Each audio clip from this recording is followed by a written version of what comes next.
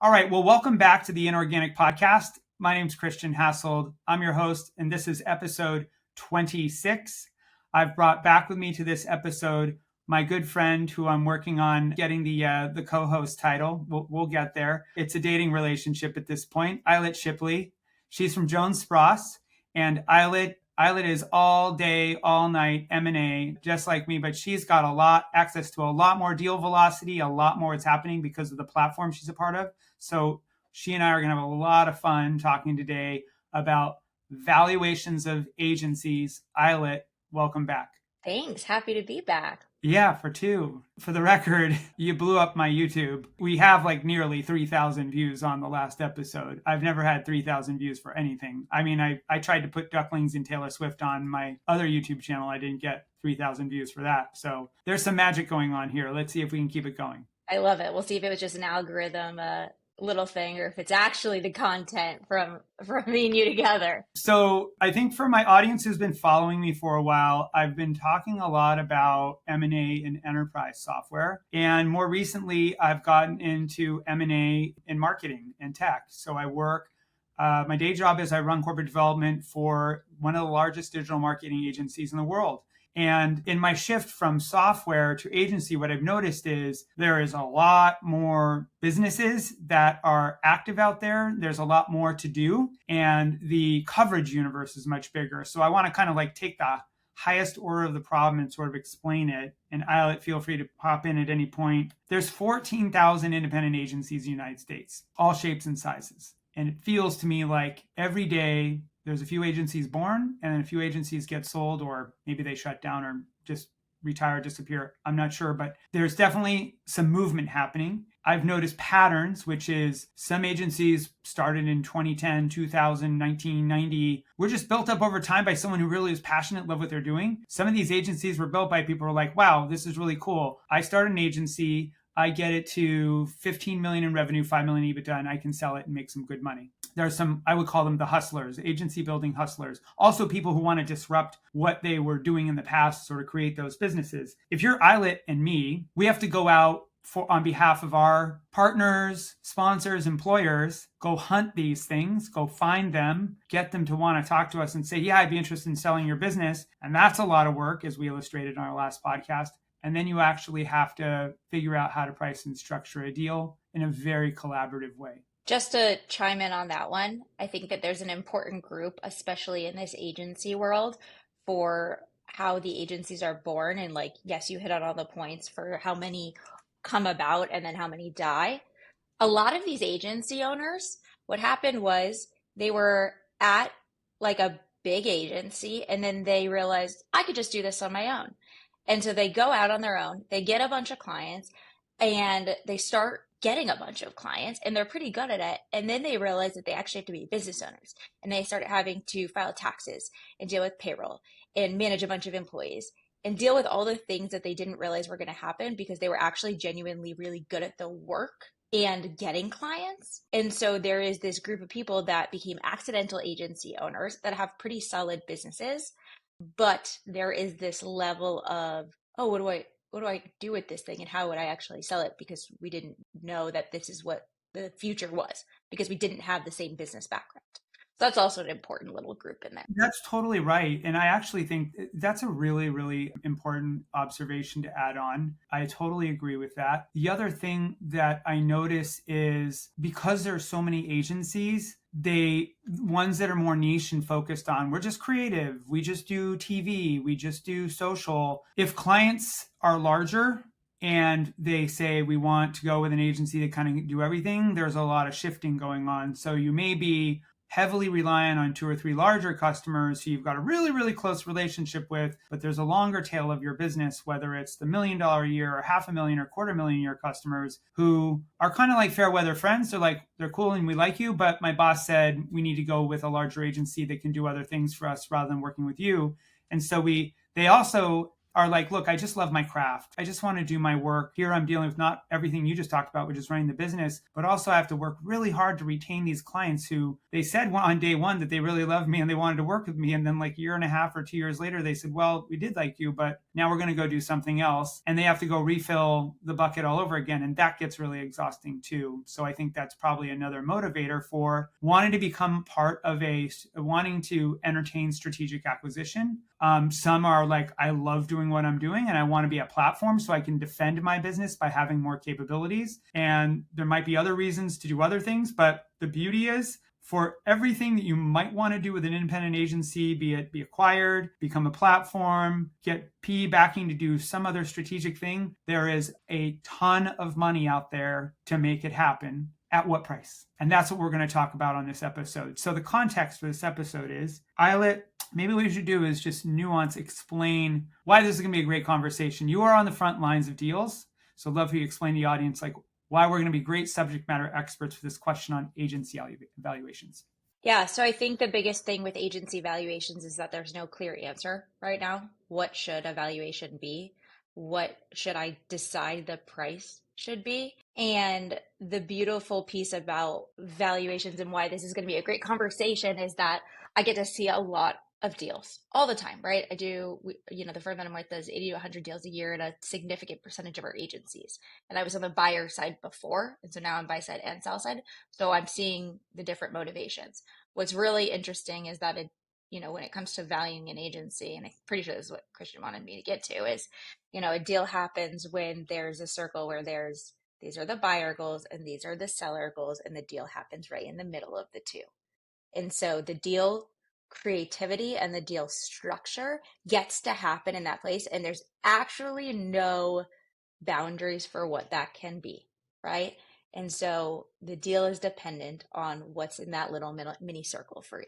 Yeah, 100%. So the problem needs to be broken apart a little bit though, because there is a nuance in terms of size. Enterprise valuation size does influence kind of deal structures in a way. So we're going to probably break this conversation apart into two pieces and right now just focus on agency valuations between 10 million EV and 40 million EV, meaning enterprise value. So anything between a $10 million total purchase price to a $40 million purchase price, we're going to kind of tear that down so we can talk about several real world structures that have been successful. We're going to touch on earnouts. We're going to touch on other creative ways to get at earnouts with actually doing earnouts, seller roll, cash, all those things. We're going to cover all that territory here. Before we do that, I think it's important to just highlight what is it that we are charged with buying. So my role is a little different from Ayelet's in that my job is to, on behalf of a specific platform, go out and identify potential candidates that solve very specific capability challenges for the business that I'm working with, areas where we want to really strengthen our core or extend our business. So what I see is a lot of deal flow coming through from sell-side bankers and a buy-side partner where a lot of things are all vetted and I see what those deals are looking like. And my job is to really size up, okay, what's the growth profile of this business? How good is the retention? What's the customer concentration look like? What's the forward-looking revenue plan? Is there good customer quality? Are these the kind of customers that we'd want in our business? Is the business in of itself defensible? Do we believe that what they are doing is defensible? This generally is going to roll into more of our scorecard criteria, which is this really solving a very specific gap that we're trying to solve in our business? And a lot of the questions that I just mentioned are kind of getting towards solving that. Then there's the question of these are very talent-focused businesses. You're very much relying on the talent. So you need the talent and you also need the team structure. You need to know that there's a bench there to service the clients. And usually that bench you're looking for is a bench to fill in where you don't have enough bench. I think specifically about right now, video is exploding and there's just not enough people who understand video. Media buying, planning, and strategy around video, around linear, around out of home is a very, very specific subject matter expertise. If you can go find a few people through acquisition to get in, plus have the clients along the way, that's very interesting. It's a real problem that I'm thinking about a lot. But that's kind of like the criteria that you're working through. That number one is how closely does this fit with my needs and therefore how valuable this is. Did I leave anything out, Eyelet? Do you have a different point of view on any of that? Yeah. So I mean, I think, one of the biggest things that we always say is like size is obviously often becomes like the biggest, factor in how we're valuing a company, but the things that you pointed out are also really important to hit on. In knowing what you're buying, right? When you're buying an agency, which is what we're talking about in this specific episode in the scenarios we're going to talk about, is you're buying the client relationships. You're buying a brand, right?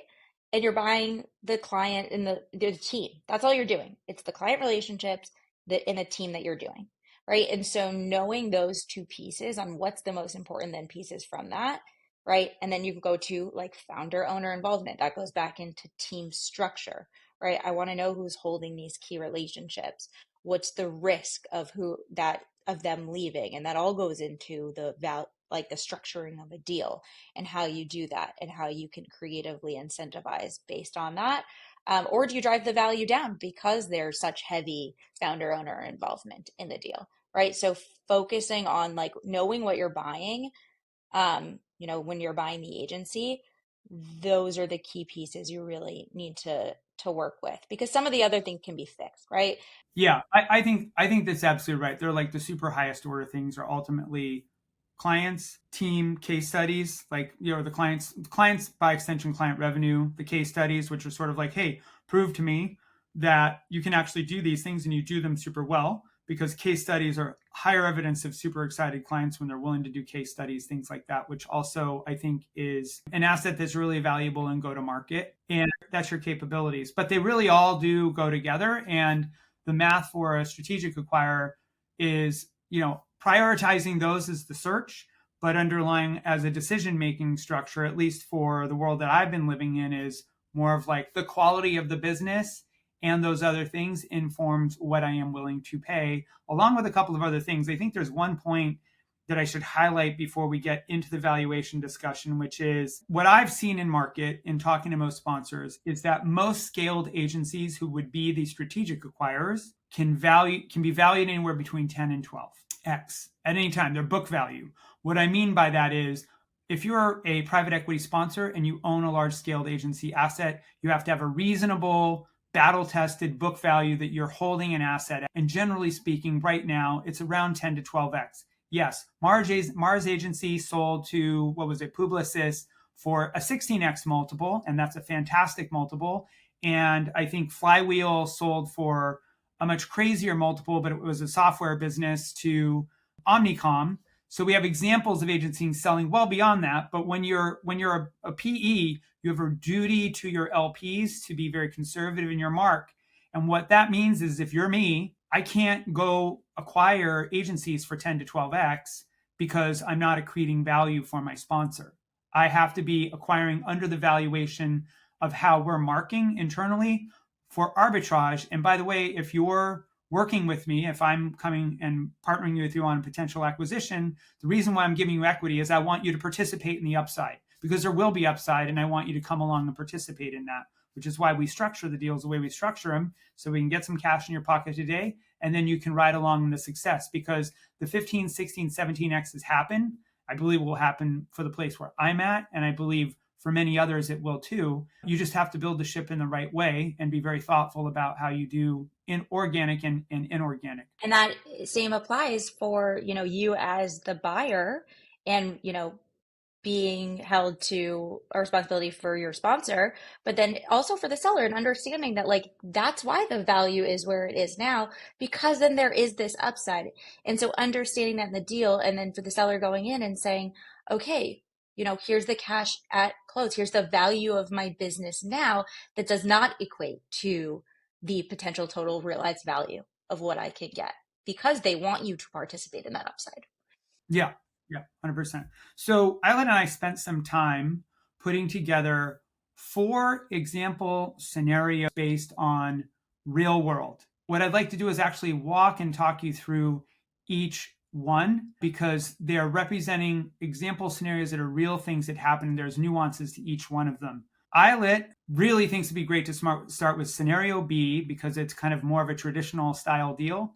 And then we'll look at scenario D because it's something she's super excited about and it shows a lot of creativity. So, all right, let's roll with scenario B. Okay, so for scenario B, you'll be able to see it, and it's the business is solid, right? 25 million in revenue, 5 million in EBITDA. That's telling me has a typical solid profit margin. We didn't put this in there. We're saying that the business has been around for a significant period of time, over 10 years. And these are, by the way, just representing real deals that I have seen in the last 16 months, just to be clear that this is coming. Now, numbers aren't exact, just for anonymity's sake, but it's around there, and this is real.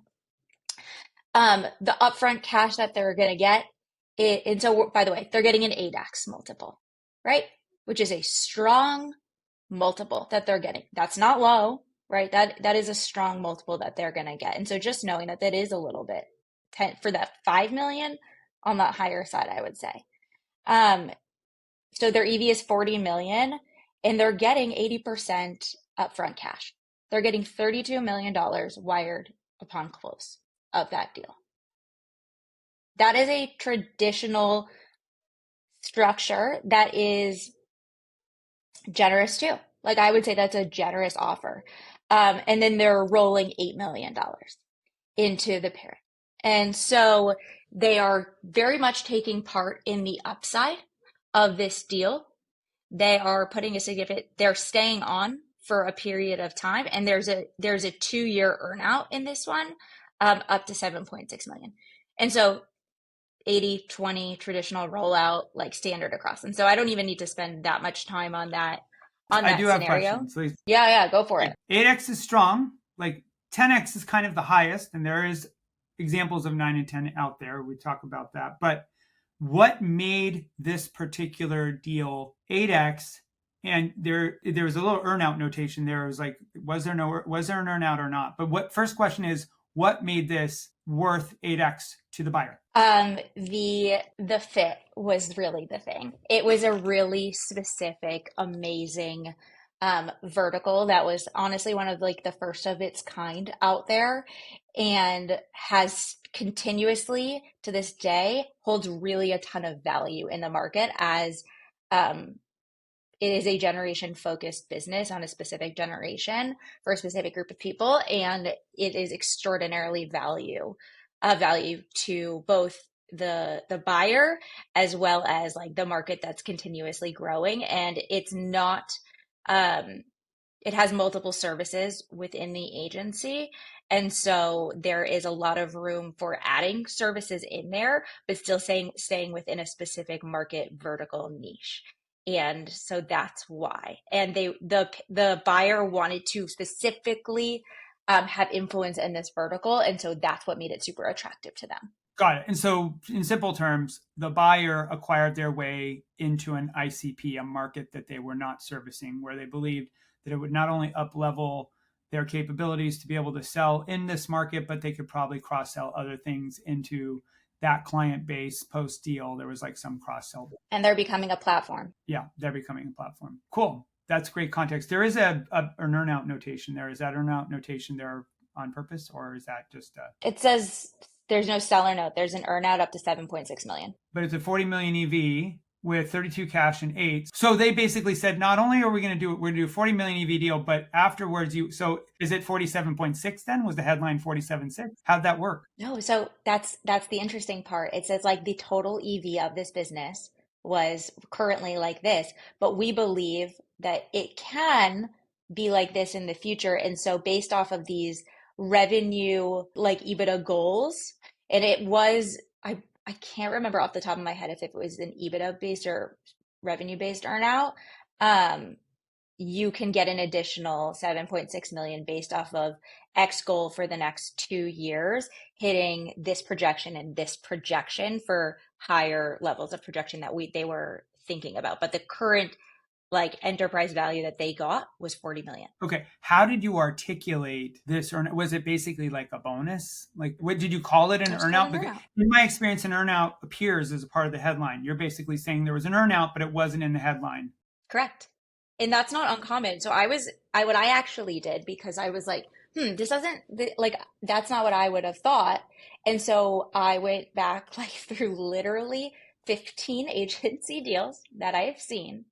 And I put them into a spreadsheet and I said, like, give me all of the different scenarios of like what these numbers actually were. And there was two or three of them that were like that. I just learned something. All my training is any earnout is a part of the EV. It's not. Okay, cool. Interesting. Because basically it's what you're basically saying is whoever was the buyer was like, that's upside.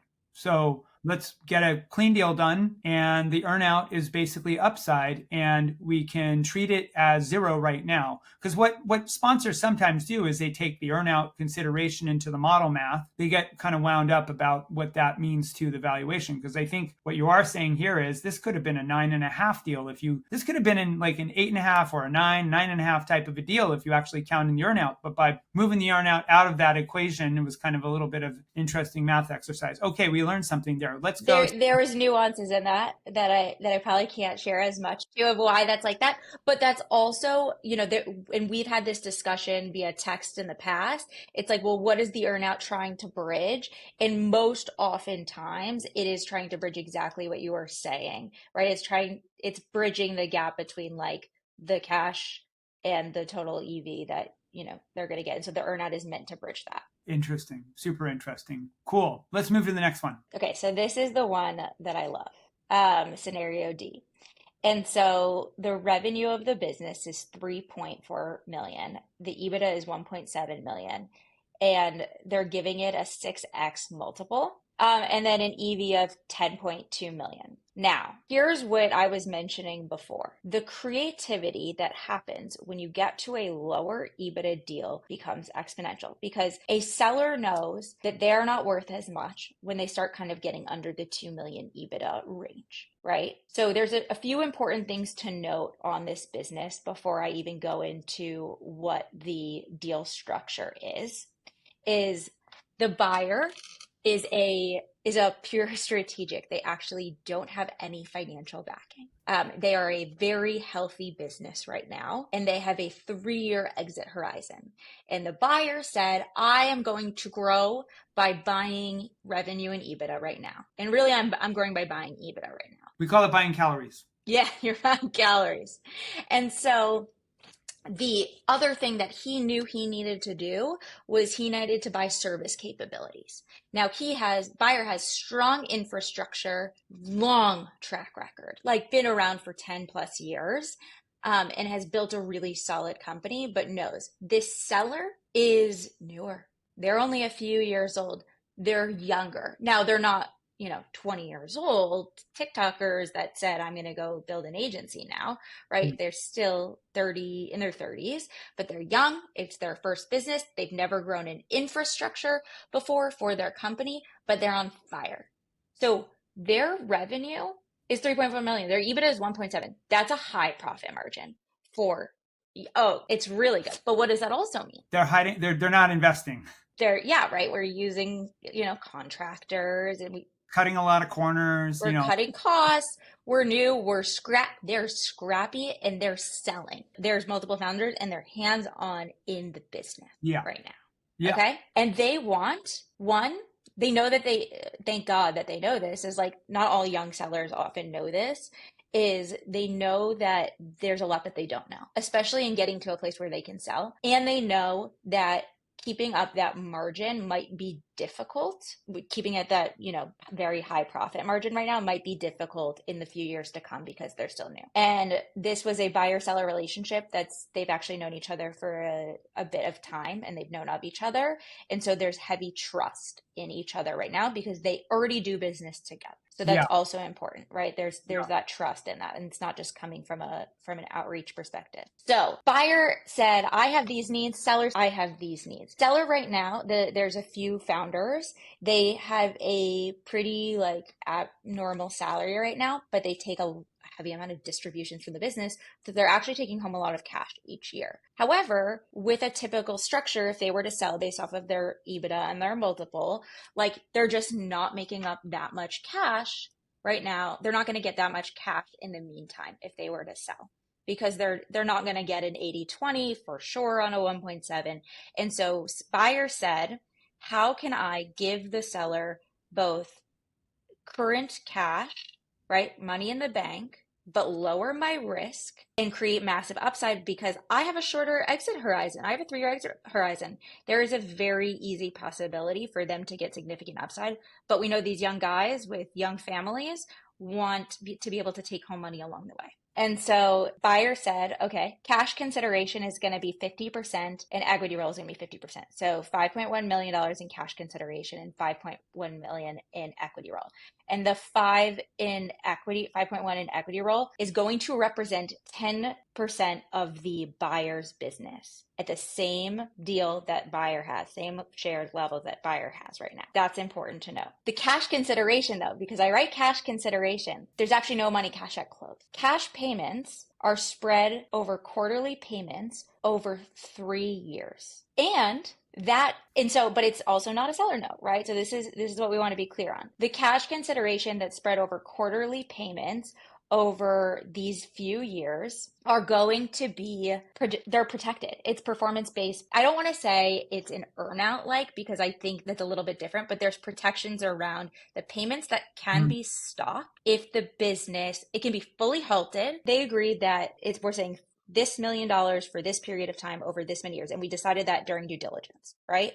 And so if the business does not hit that, when we do a reconciliation at the end of the year, if it didn't hit 50% of that, the payments are halted for the entire next year. What was like the legal terminology for what this is? Because it sounds like a note or an earnout, but it's actually a contingent note or a contingent. But so like, is that what it was called? Like, what was it called?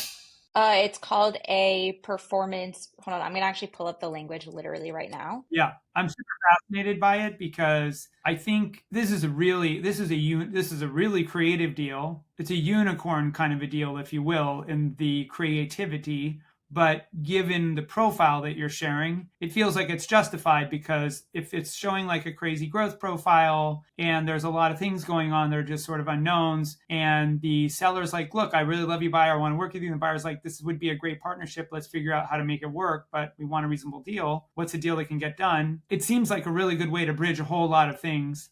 It's a performance-based payment adjustment. So the quarterly cash payments are contingent upon X agency hitting the achieved annual revenue performance that they agreed upon in advance. And based on the reconciliation, if the agency doesn't achieve 50% of that, payments for the next year are halted. That's what it is. And it's also, but if it's 50 to 99%, if that's what the revenue achieved, the price is reduced on a pro rata basis. So, in proportion to the percentage in which they're achieving that minimum goal. And if you really think about it, and at first I was like, is the seller really going to go for that? That sounds really harsh. And then I said, if this business is actually not even hitting 50% of the revenue it was hitting now, that's a problem. If it decreases by 50%, that's a really big issue. Yeah, absolutely. My governors are generally 90% retention at the absolute lowest. So like basically if there's an earnout or if there's some sort of any structure, it's zero if it goes below 90%, because what that means is that, a material portion of the business just went away, and we really want to, accounts shouldn't be shrink on a gross retention basis, or sorry, net retention basis, accounts should not be shrinking. They should at minimum be 100%. So if net retention falls below 90%, what that means is you not only had churn, but the accounts, you didn't grow any of the business that you had. I think that's probably a more conservative position for someone to take. I think maybe you could say 85 or 80, but you have to think about kind of when there's deterioration in revenues, if there's potential for deterioration in revenues, like it very, very quickly hits the bottom line, and therefore ultimately hits kind of the entire math, the waterfall model math on multiples all the way down the board. So you have to be very protective of it. I think with the time we have, we probably can cover one more scenario. Could I vote for us to do scenario C? Because I love talking a little bit about larger deals because they are also different. I'd love you to walk through that deal, but I would want to say one thing about larger deals I've observed, which is these tend to be more mature businesses. They tend to be scaled. The ownership, the founders, they've been around the block. They've turned into pretty decent operators. They're running a really good business. because they're running a really good business, they're basically taking EBITDA, most of the EBITDA out of the business as personal cash comp every year with a high tax basis for the record. And so they're making really good money. So when you're negotiating with them, what you're trying to do is say, I'm going to pay you, essentially 7, 8, 9, 10 times what you're making annually so I can buy your business today. And from this point forward, you're going to be a salaried employee with, some normalized market reasonable salary. Sometimes these salaries are even sub-market, but we're going to do this. And usually there's a lot of like, yeah, well, you know what? I can just keep going and keep drawing down. And I think I can get it to next year and next year. And usually what the dynamic is there's a bet going on in the back of their mind. One bet is if I could get it to 40, I can get it to 50. And then I can give myself another $1 million raise. Or the other bet is like, wow, I've had the same challenge. I get to 30 and then I go to 28 because of churn. And then I get to 32 and then I go to 30. It's a really long road. Once you get bigger, it's really hard to retain those customers. And so they start realizing the amount of time and effort and energy. And what happens is usually that churn is a pattern of something is missing. And it usually is something that strategic acquirer can do to help retain that business and make it more longer term successful client partnerships. There becomes usually, in my experience, the reason why that match is like, you're my missing piece and my missing part. And yes, I like all the control that I have of the business, but boy, I'd really like to be able to have a big platform to help me do more things for my clients to create a bigger business. And I'd like to get out of having to fight client churn because it's a very competitive market, especially as you get bigger. Is that your experience in these larger size? You see something different? Yeah, no, that is the experience. And the other thing that is important to, I think this is in like discussion with the seller as you're going through this process, is explaining that like when you're crafting this deal structure and you're giving them this valuation right now and saying like, yeah, you could go and, try to get to 50, right? You're at 40 right now. You could try to get to 50. Time is a really big thing with deals. And people don't realize this. And unfortunately, I have seen this happen too many times. And it's like literally, broken my heart to see it, both on the personal side and the professional side, is when you have a good deal on the table, you got to take it, right? Because things happen in the market. Things happen in your business that are unexpected. Big clients leave. And so when there's a good deal and the buyer is saying, well, we can also figure out a way to bridge the gap to give you some upside in the growth of your business. You get to take advantage of all of this. It's important to know how to communicate with the seller to say, I should take this deal right now because we live in a very uncertain world right now, right? Yes, agencies with the rise of AI, then you just added in all the tariffs. And so what the clients are dealing with too, when they're cutting marketing budgets, it's important to note that time can kill the deal. And so taking a good deal right now and being able to create the deal structure that meets their needs is really important. All right, Ayelet, that was a really fascinating cover on the scenario. I think we took more time getting through the opening and just through that scenario. And there's so much more content to cover for the next scenario. So rather than carry on and make this like a 45-minute episode, let's call it a break here. Let's say that this is 201A. And episode 27 is going to be 201B, where we go into the next scenario. It's going to be even better than this one. All right, well, that will be a wrap on this part of the episode. This is part 1 of 2 of the Inorganic Podcast. We'll be back with episode 27, which will be, we'll call it 201B of Agency Valuations and Structuring. If you enjoyed the conversation that Ayelet and I are having, please like, subscribe, share wherever you like to subscribe. Until that time, thank you for listening.